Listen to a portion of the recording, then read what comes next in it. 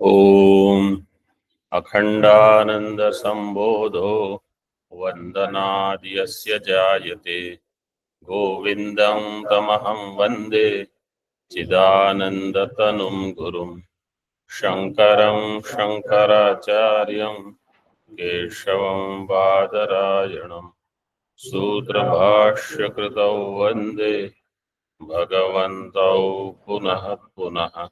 ईश्वरो गुरुरात्मेति मूर्तिभेदविभागिने व्योमवद्व्याप्तदेहाय दक्षिणामूर्तये नमः। ओम शांति शांति शांति।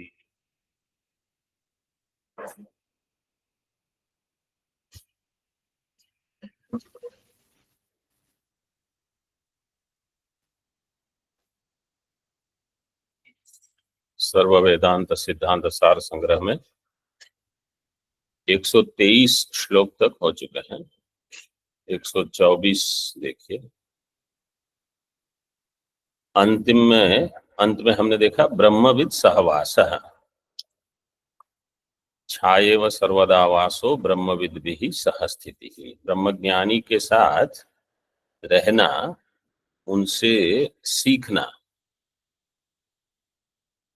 इसलिए वहां स्थित प्रज्ञ लक्षण में भगवान ने कहा,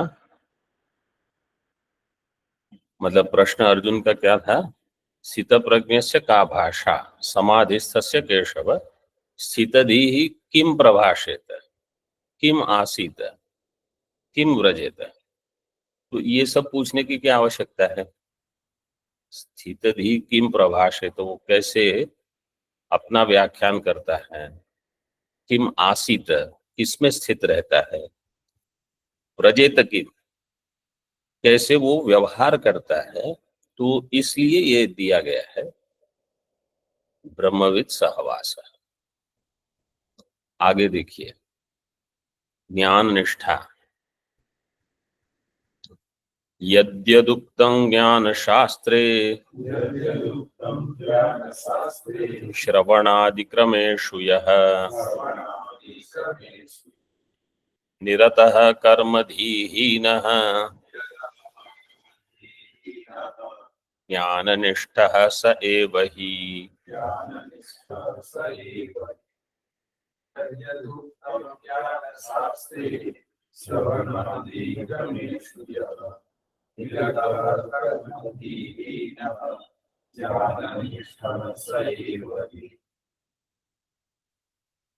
यह ज्ञान शास्त्रे श्रवणादि क्रमेषु यद्यदुक्तम, तस्मिन्, अध्याहार कर दो, तस्मिन् निरतः कर्मधीहीनः स एव ज्ञाननिष्ठः।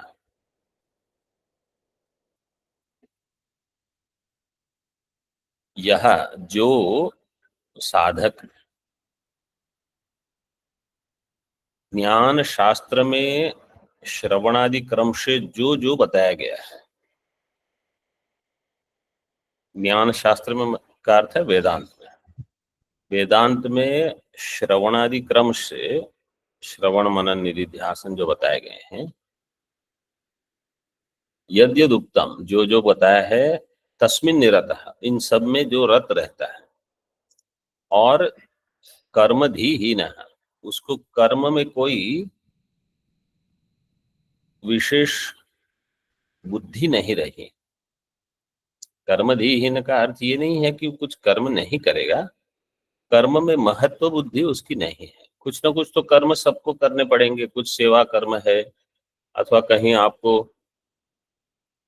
कुछ ना कुछ कार्य होगा, आपको करना पड़ेगा, लेकिन उसमें इतनी महत्व बुद्धि नहीं है कि हम ब्रह्म विचार छोड़ दें। ब्रह्म विचार जिसका नहीं छूटेगा वही ज्ञान निष्ठ रहेगा। सह एव ही ज्ञान निष्ठा। तो अभी इसका थोड़ा विस्तार से यहाँ टीका में वर्णन किया है, और थोड़ा हम और भी चिंतन करेंगे। यहाँ बहुत सारे हम लोग केनोपनिषद के विद्यार्थी हैं, हम केनोपनिषद तो चल ही रहा है, और बाकी लोगों के भी जो ऑनलाइन सुन रहे हैं, कुछ तो संस्कार है, तो उसको लेकर थोड़ा और चिंतन करेंगे। यह पुरुषो ज्ञान शास्त्रे वेदांतेषु, ज्ञान शास्त्र का अर्थ किया वेदांत, वेदांतेषु यद्यद उक्तम तेषु श्रवणादि क्रमेषु श्रवण मनन निधिध्यासनेषु निरतस् तत्परो भवति सः कर्मधीहीनः कर्मणि धीर यस्य सः कर्मधीः तत्रैव रतः तया कर्मधिया हीनः।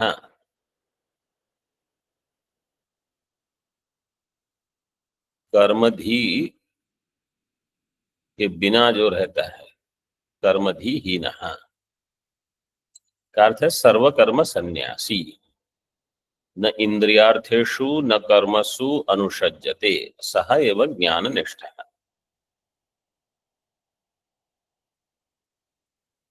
अब देखो इसका अर्थ,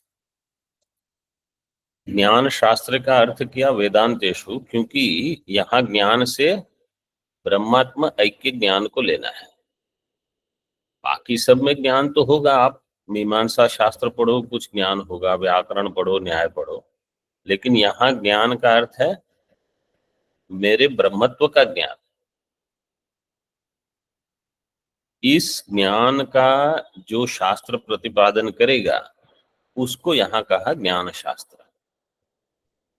ज्ञान शास्त्रे वेदांतेषु यद्यद उक्तम, जो जो कहा गया है, तेषु श्रवणादि क्रमेषु, श्रवणादि के क्रम से उस पर चिंतन करना, यह है ज्ञान निष्ठा का। श्रवण मनन निधिध्यासनेषु निरतः, निरतः का अर्थ है नितराम रतः, तत्पर है, उसी में उसकी तत्परता है। मतलब जैसे बुद्धि को कुछ अवकाश मिला, बुद्धि क्या सोचती है, जैसे समय मिला तो बुद्धि ने क्या सोचना शुरू किया।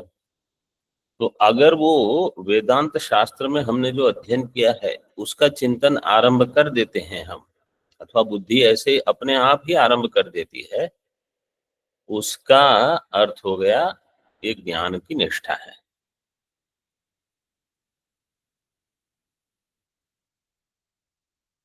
जैसे ही दिन में कुछ अवकाश प्राप्त हुआ, मतलब होना चाहिए, ऐसे नहीं कि अवकाश ही नहीं है तो हम क्या करें, नहीं, अवकाश हो और वहां ज्ञान का चिंतन चलता रहे, और साथ में कर्म में महत्व बुद्धि भी ना हो, कर्मधी ही ना, कर्मणि धी ही यस्य सह कर्मधी ही। कर्म में बुद्धि मतलब कर्म में महत्व बुद्धि, शोभन बुद्धि जिसके लिए अन्य एक शब्द है कि ये करने से कुछ बाह्य लाभ होगा, उसकी कोई आवश्यकता नहीं। तत्रैव रतः, कर्म में जो रत होगा वो कर्मधी ही कहा जाएगा। तया कर्मधिया हीनः कर्मधी हीनः। सर्वकर्म सन्यासी न इंद्रियार्थेषु न कर्मसु अनुषज्यते, इसके लिए गीता में क्या शब्द दिया,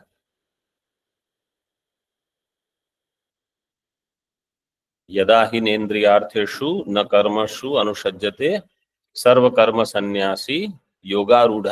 इसके भगवान ने कहा वो योगारूढ़ है, वही ज्ञान निष्ठा है, योग में आरूढ़ हो जाना। ज्ञान निष्ठा का अर्थ और एक यहाँ दिया है, ज्ञान निष्ठा का अर्थ है ज्ञान साधनेषु निष्ठा। अगर ज्ञान के जो साधन है उसमें मैं निष्ठ हो जाऊंगा तो फिर ज्ञान प्राप्त होगा। मतलब मेरी इसमें महत्व बुद्धि बढ़ जाए कि जो ज्ञान के साधन है, ब्रह्मात्म के प्रतिपादक जो शास्त्र है, उन साधनों में, उन शास्त्रों में मेरी महत्व बुद्धि रहे कि हाँ ये बढ़िया है। ऐसे वेदांत श्रवणादिषु निष्ठा। ही शब्दो निसंशयार्थे, यस्माद् एव शब्दस्तु अवधारणार्थे प्रयुक्तः।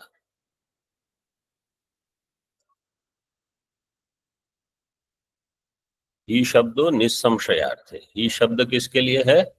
निस्संशय के लिए। तो ही शब्द का अर्थ अवधारण के लिए होता है। तो यहाँ कहा नहीं, क्योंकि यहाँ एव शब्द दिया ही है श्लोक में, सहा एव ही।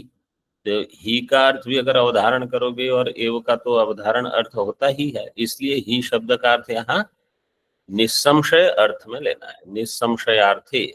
तस्मात् यस्माद् एव शब्दः तु अवधारणार्थे प्रयुक्तः। एव शब्द तो अवधारण के लिए प्रयुक्त ही है। अब श्रवणादि क्या है उसको थोड़ा यहाँ विस्तार से बताया है। तत्र श्रवणम तु, अब ये जितना है, ये जो आगे 7-8 पंक्तियां, वो बहुत हमारे लिए उपयोगी है। श्रवणम तु सर्वेषाम अशेषाणाम वेदांतानाम आदि मध्यावसानतः उपक्रमादि लिंगेभ्यः एक वाक्यतया पर्यालोचनया ब्रह्मात्मनि एव परात्म प्रत्यगात्मनोरभेद बोधः एव तात्पर्यम् इति धीहि। जो पंचदशी का प्रसिद्ध श्लोक है, क्या है? वेदांतानाम अशेषाणाम आदिमध्यावसानतः ब्रह्मात्मन्येव तात्पर्यम् इति इति। धी श्रवणम्। तो यहाँ उन शब्दों को लेकर ये वाक्य की रचना की है कि वेदांत का केवल एक ही प्रयोजन है, आदि मध्य अवसान सबको लेकर। वेदांत के आरंभ में यही प्रतिपादन किया जाएगा, आप ब्रह्म हो। वेदांत के मध्य में यही प्रतिपादन किया जाएगा, आप ब्रह्म हो। वेदांत के अंत में भी यही होगा। और उपक्रमादि लिंग श्रवण में मुख्य क्या है? जब कहते हैं आदि मध्यावसानत का अर्थ क्या है? आदि और अवसानतः, ये दो को लेकर उपक्रम उपसंहार हो जाएगा, और मध्य को लेकर क्या होगा? अभ्यास। मध्य का अर्थ है बार बार इसी का दोहरावन होगा, इसको पुनः पुनः बताया जाएगा ऐसे।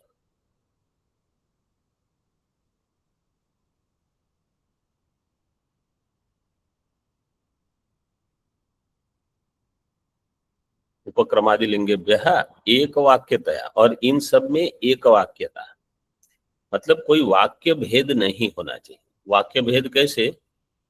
कि अगर कोई कहेगा कि आप तो उपासना का कुछ प्रकरण भी बताते हो और ब्रह्मात्मा ऐक्य भी बताते हो, मतलब उपनिषद अगर दोनों बता रहा है,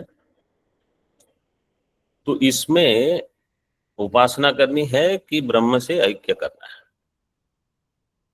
जैसे अभी मैं दृष्टांत देता हूँ, केनोपनिषद में अभी हम अध्ययन कर रहे हैं, प्रतिबोध विदितम मतम अमृतत्वम हि विन्दते। बोधम बोधम प्रति यद विदितम, वो क्या है? वो है ब्रह्म कूटस्थ। अमृतत्वम हि विन्दते, उसको जो जानता है उसको अमृतत्व की प्राप्ति हो। और बाद में फिर एक उपासना बताई, अध्यात्म की उपासना। आदि दैविक आदि आध्यात्मिक, दो उपासनाएं दी है। आदि दैविक उपासना में जो विद्युत, उसका दृष्टांत दिया, और आध्यात्मिक उपासना में मन का दृष्टांत दिया है। तो उपासनाएं भी दी है, ब्रह्मात्मा ऐक्य बोध भी है। अब इसको कैसे इनका सामंजस्य करना है? देखो, प्रतिबोध विदितम मतम, हर बोध में कोई एक दृष्टा है। घट ज्ञान में, पट ज्ञान में, वृक्ष ज्ञान में, समझो एक एक ज्ञान हो रहे हैं। घट ज्ञान, पट ज्ञान, वृक्ष ज्ञान, मनुष्य, इन सब के द्वारा जो एक विदित है, तो घट पट मनुष्य वृक्ष ये तो नहीं हो सकते, क्योंकि ये तो भिन्न है। तो इन सब में जो एक विदित है, वो इन सब ज्ञान के प्रमेय से भिन्न होगा इन सब ज्ञान की प्रमा से भिन्न होगा, इन सब ज्ञान के प्रमाण से भिन्न होगा, जो सब में एक होगा। अब वो या तो प्रमाता हो सकता है या आत्मा हो सकता है, दो हो सकते हैं, क्योंकि प्रमाता भी प्रतिबोध में समान है, आत्मा भी प्रतिबोध में समान है। अब इसमें से किसको लेना? तो केन का महावाक्य क्या था? अन्यदेव तद्विदिताद् अथो अविदितादधि। ये है महावाक्य केन का, अन्य देव तद विदितात् अथो अविदितात् अधि। जो विदित से अन्य हो, अविदित से भी अन्य हो। तो जो प्रमाता है वो विदित कोटि में जाएगा, उससे भी जो अन्य रहेगा, मतलब जिससे विदित और अविदित दोनों का भान होता है, वह साक्षी। जैसे अगर हम दृष्टांत ले, समझो घट है, ज्ञातो घट है, जैसे ही घट का ज्ञान होगा मैं कहूंगा ज्ञातो घट है, घट का मुझे ज्ञान हो गया। घट का ज्ञान होने के पहले घट कैसा था? अज्ञात था। अज्ञात घट था, इसमें प्रमाण क्या होगा? साक्षी। जैसे ज्ञात घट में प्रमाण कौन है? साक्षी। साक्षी से ही हमको पता चलेगा कि कोई एक घट है जो मुझे ज्ञात है। तो साक्षी ही उस अज्ञात वस्तु में भी प्रमाण बनेगा, मतलब उसकी सिद्धि साक्षी से होगी। तो सर्वम वस्तु ज्ञाततया अज्ञाततया वा साक्षिणो विषयम भवति। सभी चीज, ये पंचपादिका का वाक्य, कोई भी पदार्थ ज्ञातत्वेन अथवा अज्ञातत्वेन साक्षी का ही विषय होगा। तो प्रतिबोध में साक्षी का भान होता है, और जो बोध है उसको आप ले लो अंतःकरण की वृत्ति, बुद्धि की वृत्तियां। तो प्रतिबोध में आत्मा होगा दृष्टा, और बुद्धि की जो वृत्तियां होंगी वो बनेगी दृश्य। और जो अध्यात्म की उपासना दी गई केन में, उसमें प्रयास क्या है कि आप मन के द्वारा ब्रह्म को जानो अथवा ब्रह्म का चिंतन करो। तो वहां मन को दृष्टा बनाओ और ब्रह्म को दृश्य बनाओ, मतलब मन कहीं और न जाए, मन का केवल ये ही विषय रहे, ऐसे चिंतन करते रहो, ये उपासना होगी। तो ज्ञान में क्या कहा? आत्मा दृष्टा बनेगा, मन दृश्य होगा। उपासना में क्या बताया? मन को दृष्टा बनाकर आत्मा को दृश्य बनाओ। इस प्रकार का चिंतन जब हम दिन भर करते रहेंगे कि ये क्या कहना क्या चाहते हैं, नहीं तो कुछ ज्ञान बता दिया, कुछ उपासना बता दी, इनमें कुछ सामंजस्य है कि नहीं, तो उनको जोड़ने का कहीं न कहीं अभ्यास अथवा इसी विषय का चिंतन कि भाई मुख्य प्रकरण जो है ज्ञान का, उसकी सिद्धि के लिए अगर कुछ प्रतिबंध हो रहा है, मन बहिर्मुख है, तो हम कुछ उपासना का सहारा ले सकते हैं ताकि मन वहीं लगा रहे। पहले ही कह दिया था, न तत्र चक्षुर गच्छति न वाग गच्छति नो मनः, मन वहां जाएगा नहीं। तो मन उसको विषयत्वेन ग्रहण नहीं करेगा, लेकिन मन को एक अभ्यास हो जाएगा कि आत्मा का ही चिंतन करता रहो, अनात्मा का नहीं। तो इस प्रकार का एक अभ्यास हो, श्रवण से ये प्रयोजन भी सिद्ध हो जाएगा। ज्ञान का ही मुख्य विषय है, मतलब ब्रह्मात्मा एक ज्ञान ही प्रतिपाद्य है, यह बुद्धि तो बननी चाहिए। उसके साथ साथ मन को भी एक अभ्यास हो जाए कि अन्य चिंतन में उसको इतनी रुचि न रहे। तो ये है श्रवण। श्रवण का प्रयोजन क्या है, आगे दिया है, श्रवण से प्रयोजनम प्रमाण असंभावना निवृत्ति ही। श्रवण से क्या सिद्ध होना चाहिए, प्रमाण में असंभावना हो उसकी निवृत्ति। अब प्रश्न क्या होगा, प्रमाण असंभावना क्या है, अगली अगली पंक्ति देखो। जीवस्य ब्रह्मत्वे प्रपंच मिथ्यात्वे च प्रमाणम नास्ति इति भावना। जीव के ब्रह्मत्व में अथवा प्रपंच के मिथ्यात्व में कोई प्रमाण नहीं है। मतलब मैं ब्रह्म हूं, इसमें संशय होना, प्रमाण विषय का संशय। प्रमाणम नास्ति का अर्थ है कि प्रमाण विषयक संशय है कि इसमें कोई प्रमाण होगा कि नहीं होगा। तो नहीं है, ऐसी बुद्धि अगर बनती है, यह है प्रमाण असंभावना। तो वेदांत के श्रवण से आपको ये पता चलेगा कि नहीं, एक प्रामाणिक ज्ञान है जो कहता है कि मैं ब्रह्म हूं और जगत मिथ्या है।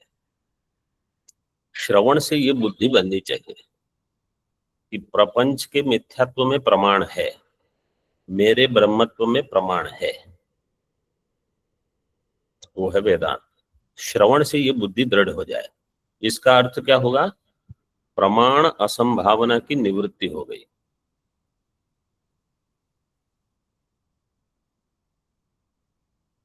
ये हो गया श्रवण। आगे मननम देखो।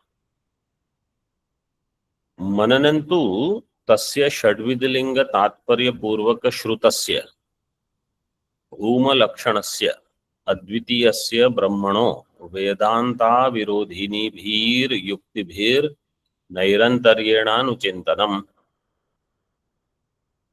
मननं क्या है, उस षड्विध लिंग तात्पर्य पूर्वक जो श्रवण किया है आपने, किसका श्रवण किया, भूम लक्षणस्य अद्वितीयस्य। भूम शब्द क्या सूत्र लगेगा वहां,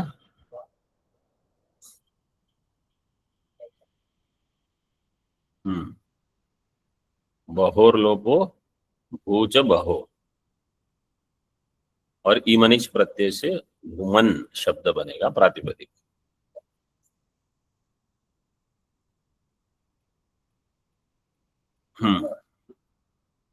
भू आदेश हो जाएगा।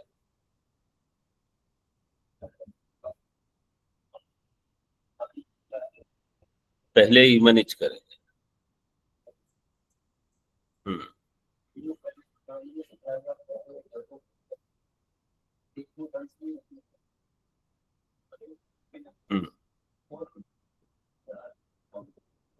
भू आदेश।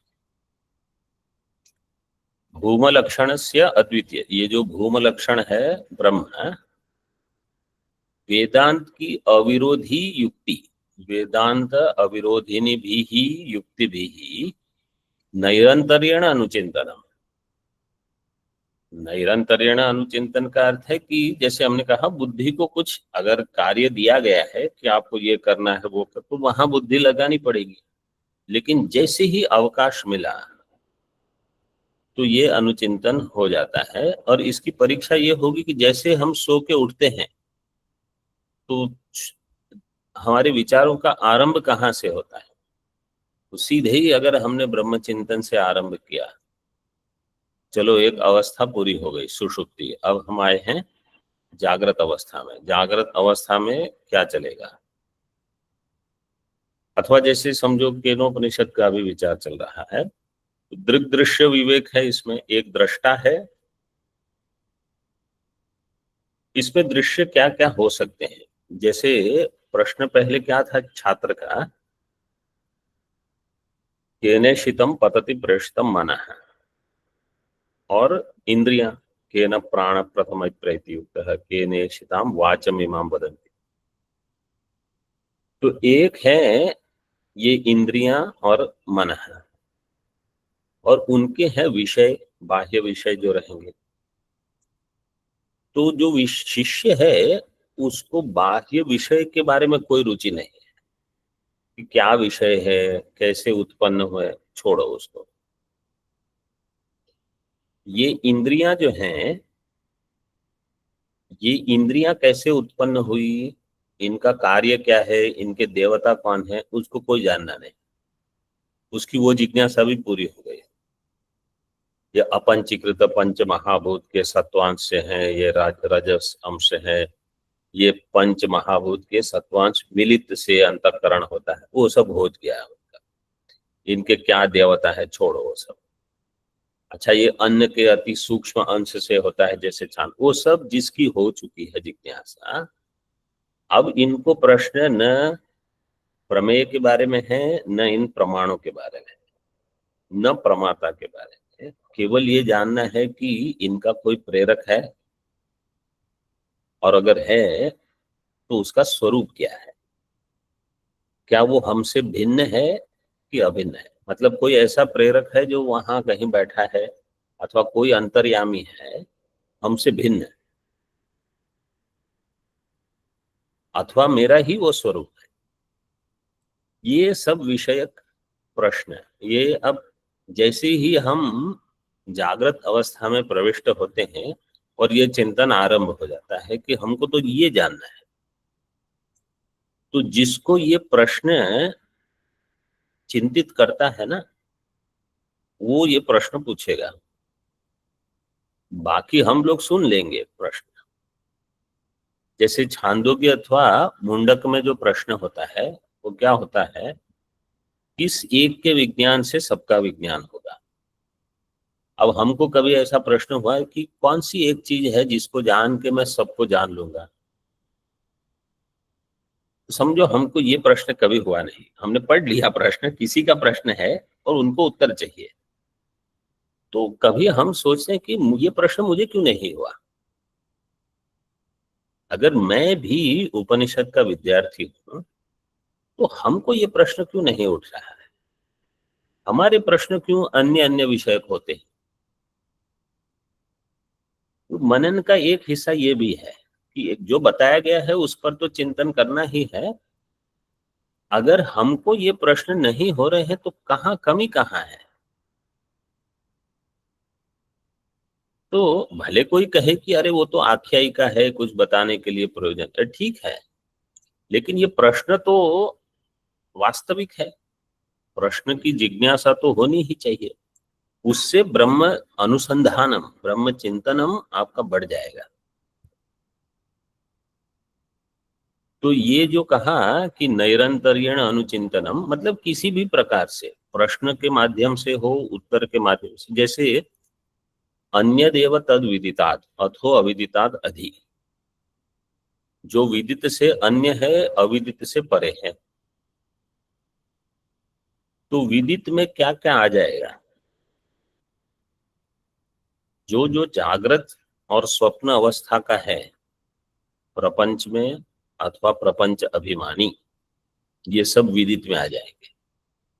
और सुषुप्ति में जो होगा वो अविदित होगा। तो अन्य देव तद विदितात् अथो अविदितात् अधि के द्वारा जागृत स्वप्न सुषुप्ति तीनों प्रपंच उनके अभिमानी सबका बात कर दिया। इन सबको छोड़ के और कुछ है, ये प्रश्न हो गया। तो कहा कि ऐसी कोई चीज है, वो क्या है, बोले वही श्रोत्रस्य श्रोत्रम मनसो मनो, ये वो है। तो बाहर नहीं हो सकती चीज, वो प्रत्यगात्मा ही होगी। इस प्रकार से मतलब भाष्य टीका वगैरह का उपयोग करके ये चिंतन बनाना। कभी ऐसे प्रश्न होगा, महाराज जी ने भी बताया था पाठ में, अगर आपका ध्यान गया हो, कि समझो कहीं कोई पेड़ है, उसका कोई फल है, फूल है, कुछ है, कुछ पुष्प है। अब हमको कहाँ वो विदित है, नहीं। तो समझो किसी को विदित ना हो, तो फिर भी उस पेड़ पर कोई पक्षी आएगा, वो पक्षी उसका प्रमाता हो सकता है। तो चैतन्य के माध्यम से ही उसका ज्ञान होगा। चाहे आज हो, चाहे पूर्व में हो, चाहे भविष्य में हो, अगर कोई जीव को समझो ज्ञान नहीं हो रहा है तो ईश्वर को तो उसका ज्ञान है ही, क्योंकि वो तो सर्वज्ञ है, तो वो भी विदित हो जाए। वो पुष्प जो अन्य कोई जीव से विदित नहीं है, ईश्वर के लिए वो विदित हो गया। केवल आत्मा ही रह जाएगा जो न विदित कोटि में आएगा न अविदित कोटि में रहेगा। तो विदिता विदिताभ्याम अन्यत, मनन से ये सब लाभ होता है। तो अन्य कहीं में हम आत्मबुद्धि करके वहां फंस नहीं जाएंगे कि ये यही आत्मा है। अरे ये आत्मा कैसे हो सकता है? जैसे उस छात्र ने कहा, शिष्य ने, गुरु ने पूछा तुमको समझ में आ गया? अरे हाँ, बहुत अच्छी तरह से समझ में आएगा। गुरु ने क्या कहा उसको? यदि मन्यसे सुवे देती तब्रह्म एवापि नूनम त्वं वेत्थ ब्रह्मणो रूपम यदस्य त्वं देवेषु अथ नु मीमांस्यमेवते। तुमको फिर से सोचना पड़ेगा इसके बारे में, क्योंकि अभी तुमको ठीक से भान नहीं हुआ है इसका। ठीक ठीक जान लिया मतलब विषयत्व न जाना है तुमने।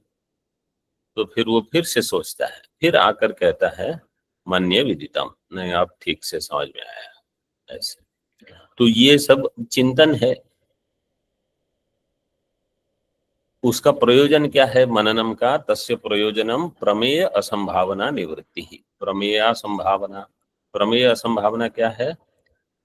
जीव ब्रह्म ऐक्यम प्रपंच मिथ्यात्वम च न संभवति इति भावना प्रमेय असंभावना। देखो पहले में क्या कहा? श्रवण के लिए प्रमाण असंभावना। वहां कहा जीवस्य ब्रह्मत्वे प्रपंच मिथ्यात्वे प्रमाणम नास्ति। अब प्रमाण तो मिल गया। अब मनन के समय क्या कहते हैं कि जीव ब्रह्मैक्यम प्रपंच मिथ्यात्वम च न संभवति। प्रमाण है लेकिन मुझे इसका संभावना नहीं लग, मुझे नहीं लग रहा ये जगत मिथ्या है। आपने बता तो दिया प्रमाण के बल से कि ये मिथ्या है, लेकिन अभी मेरा उसमें निश्चय नहीं हो रहा है। तो फिर आपको क्या करना पड़ेगा? मनन करते रहना पड़ेगा। उसके पश्चात क्या हो गया होगा? ताभ्याम श्रवण मननाभ्याम निर्विचिकित्से अर्थे यत् स्थापितस्य चेतस एकतानत्वम तद ही निदिध्यासनम। आगे होगा निदिध्यासनम। इसका श्लोक क्या है पंचदशी में? तो दिया ही है ये पंक्ति में, ताभ्याम निर्विचिकित्सेर्थे चेतस स्थापितम तु यत् एकतानत्वमेतद्धि निदिध्यासनम उच्यते। वही श्लोक की ही पंक्ति लिखी है यहाँ, पंचदशी के पहले अध्याय में आता है। इससे क्या होगा? इसका अर्थ क्या है? श्रवण और मनन के द्वारा जो निर्विचिकित्स अर्थ है, संशय रहित, विचिकित्सा का अर्थ है संशय। अब कोई संदेह नहीं रहा, मैं ब्रह्म हूं इसमें और जगत मिथ्या है इसमें, कोई संदेह नहीं रहा। ये कैसे हो सकता है, वो कैसे हो सकता है? जैसे युक्ति अगर हम करते हैं, समझो कहा कि व्यावहारिक प्रपंचो मिथ्या दृश्यत्वात् स्वप्न प्रपंचवत अनुमान करेंगे। व्यावहारिक प्रपंच है वो मिथ्या है। कैसे मिथ्या है? क्योंकि दृश्य है। तो प्रश्न ये होगा कि दृश्य का अर्थ क्या है? दृश्यत्व के भी बहुत अर्थ हो सकते हैं। एक अर्थ होगा कि वो वृत्ति व्याप्ति का विषय बन रहा है। दूसरा होगा फल व्याप्ति का विषय बन रहा है। तीसरा है दोनों का विषय बन रहा है। जैसे घट है, घट है ये वृत्ति व्याप्ति का विषय बनेगा? बनेगा। मतलब ये मान के चल रहा हूं कि थोड़े वृत्ति व्याप्ति का अर्थ, चलो थोड़ा बता देता हूं। वृत्ति व्याप्ति का अर्थ है तदाकार वृत्ति बने, और अज्ञानम तत्राज्ञानम धिया नश्येत। आभासेन घटस्फुरेत, ये पंचदशी के 7वें अध्याय में ये श्लोक है। तत्र घट विषय का अज्ञान है वो तदाकार वृत्ति से नष्ट होगा, घटाकार वृत्ति से, उसको कहा जाएगा वृत्ति व्याप्ति। व्याप्ति का अर्थ है संबंध, वृत्ति के साथ घट का संबंध हो। समझो कोई एक शब्द हम सुनेंगे,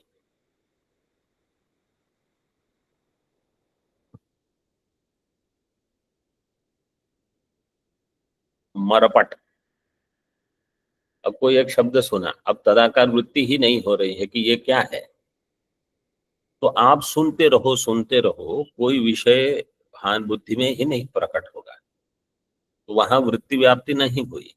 तो यहाँ वृत्ति व्याप्ति हुई और यहाँ फल व्याप्ति भी होगी।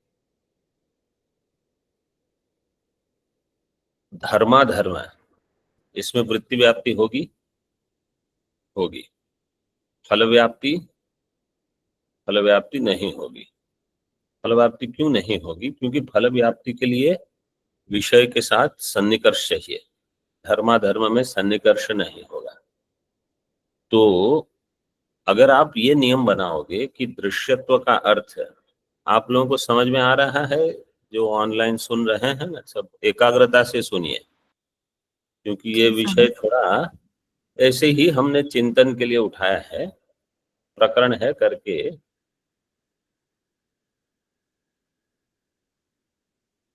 जहां विषय के साथ सन्निकर्ष नहीं हो और फल व्याप्ति न हो, वृत्ति व्याप्ति तो आवश्यक है। तो अगर हम ये नियम बनाएंगे कि जहां वृत्ति व्याप्ति भी हो, फल व्याप्ति भी हो, वही दृश्य होगा, तो धर्मादि में लक्षण नहीं जाएगा।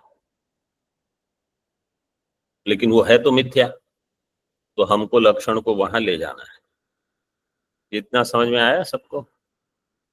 स्वामी जी। मतलब बाकी सबको समझ में आया कि नहीं? तो दृश्यत्व का अर्थ केवल वृत्ति व्याप्ति लेने से हो सकता है, क्योंकि दोनों अगर लोगे तो वहां लक्षण नहीं जाएगा। अगर केवल वृत्ति व्याप्ति लोगे तो ब्रह्म के लिए वृत्ति व्याप्ति आवश्यक है कि नहीं है, तो ब्रह्म भी मिथ्या हो जाएगा। तो चिंतन में ये सब लगाना पड़ेगा आपको। ऐसे नहीं कि हाँ सुन लिया दृश्यत्व है तो मिथ्या है, बस चलो। तो जितना हम चिंतन बढ़ाएंगे उतनी वो प्रमा दृढ़ हो जाएगी, फिर कोई उसको हिला नहीं पाएगा। कोई मतलब कोई थोड़ी प्रश्न करके हिलाएगा, परिस्थिति आपको विचलित नहीं करेगी। हम क्या होते हैं, परिस्थिति से विचलित हो जाते हैं। कुछ ऐसी घटना घट गई, किसी ने कुछ कह दिया, अब मैं ब्रह्म हूं और चिंतन सीधे गंगा जी में गया, मैं जीव हूं, मुझे कुछ कह दिया, अब मुझे बहुत बुरा लगा, या जो भी है। ये नहीं होना चाहिए। कुछ भी घटना घटे, क्या उससे भेद है, कोई फर्क नहीं पड़ता। तो मनन निधि ध्यासन का ये लाभ है, आप मतलब हिमालय के जैसे अचल हो जाओगे। ज्ञान निष्ठा का अर्थ ही ये है, ये इसकी प्राप्ति हो जाए हमको। तो जिसका ये अभ्यास है उनको वेदांत श्रवण के पश्चात ये हो जाएगा। तो पहले से आपने ये अभ्यास किया है कि ऐसे ही सोचते रहना। धूम देखा तो वन्य का ज्ञान होता है। अब ये व्याप्ति के बल से होना क्या चाहिए कि दृश्य देखा तो मिथ्यात्व का ज्ञान हो। जैसे ही कोई वस्तु दृश्य, अब हम पूरे दिन दृश्य तो देखते ही रहते हैं, पूरे दिन मिथ्यात्व का भान होता है? नहीं होता। क्यों? ये वैसा ही है जैसे धूम देखी लेकिन वन्य का भान नहीं हुआ। तो ऐसा कब होगा कि धूम देखने के बाद भी वन्य का भान न हो? वो तब होगा जब व्याप्ति के संस्कार दृढ़ नहीं है, उनका सहचार हमको विदित नहीं है कि एक के ज्ञान से अन्य का ज्ञान होना ही चाहिए, ये भान नहीं हुआ है। तो फिर ये समस्या हो जाएगी। धूम देखी, वन्य का भान नहीं हो रहा। इसी प्रकार दृश्य तो हम देखते ही रहते हैं, लेकिन दृश्यत्व होने के कारण वहां यत्र यत्र दृश्यत्वम तत्र तत्र मिथ्यात्व, ये व्याप्ति दृढ़ नहीं हुई। तो मनन का ये प्रयोजन है कि आपको उसका जो सहचारी है उसी अधिकरण में जो रहेगा, समान अधिकरण में, उसका भान तुरंत हो जाए। तो ये केवल वहीं होगा जहां ये व्याप्ति बहुत ठोक पीट के बिठाई गई है। फिर विपरीत भावना निवृत्ति, तेन विपरीत भावना निवृत्तिर्भवति।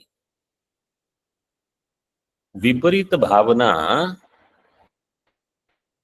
नाम अनात्मनि आत्मबुद्धिर जगति सत्यत्व बुद्धिश्च। केवल दो ही चीज को लेकर तीनों की परिभाषा कर दी, प्रमाण संभावना, प्रमेय संभावना, विपरीत भावना।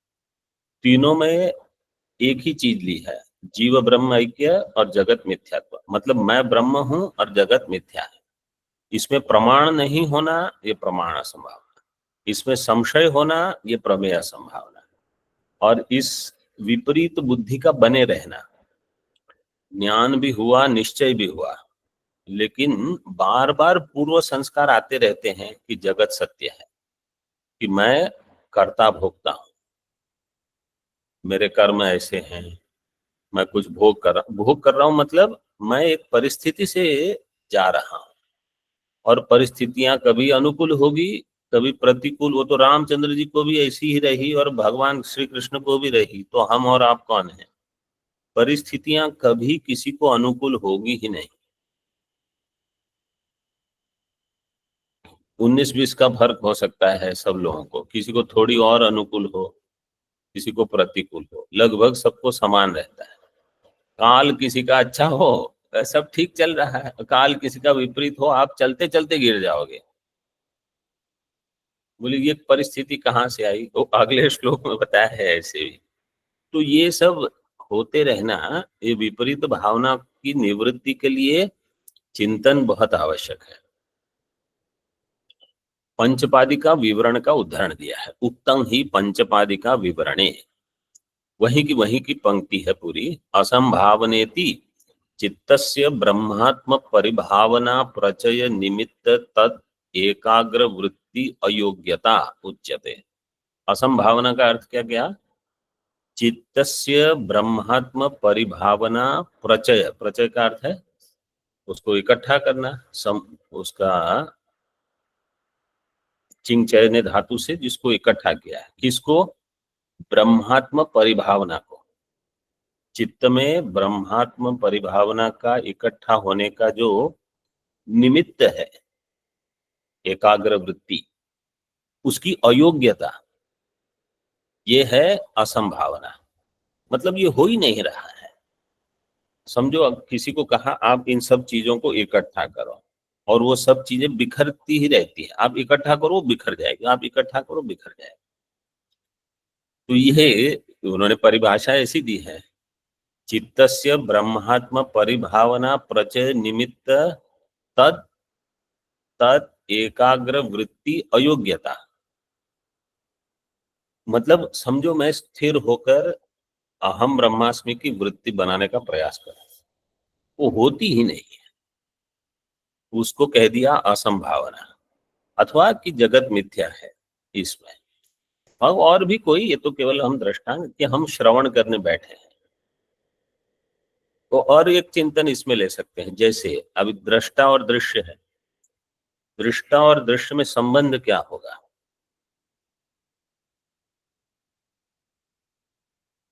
संयोग संबंध नहीं हो सकता, समवाय संबंध नहीं हो सकता, स्वरूप संबंध नहीं हो सकता, आध्यासिक संबंध मानना पड़ेगा।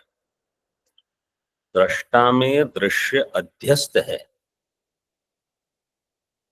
ये चिंतन, मतलब जगत मुझ में भास रहा है अध्यस्त होकर। इस चिंतन के बल से जो अध्यस्त होगा उसकी सत्ता अधिष्ठान से कम होगी, न्यून सत्ता का होगा वो।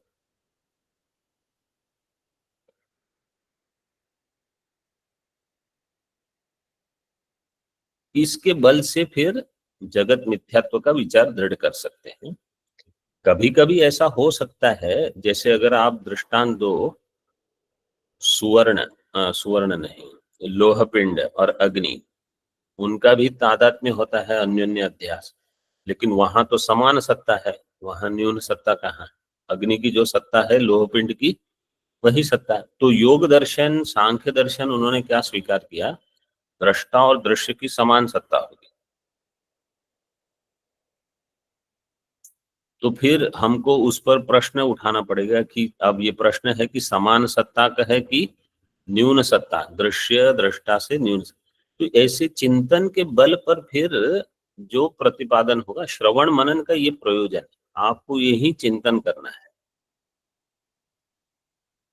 और विपरीत भावना का उसकी परिभाषा की, विपरीत भावना इति शरीरादि अध्यास संस्कार प्रचय है।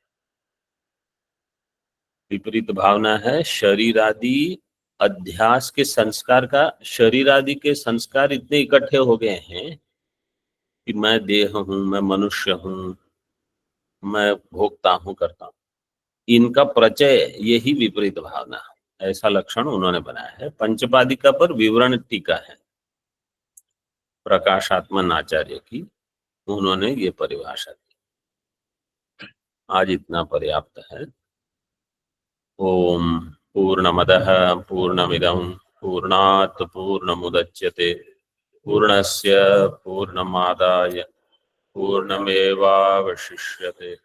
ओम शांति शांति शांति। शंकरं शंकराचार्यं केशवं बादरायणं सूत्रभाष्यकृतौ वन्दे भगवन्तौ पुनः पुनः। ईश्वरो गुरुरात्मेति मूर्तिभेदविभागिने व्योमवद्व्याप्तदेहाय दक्षिणामूर्तये नमः।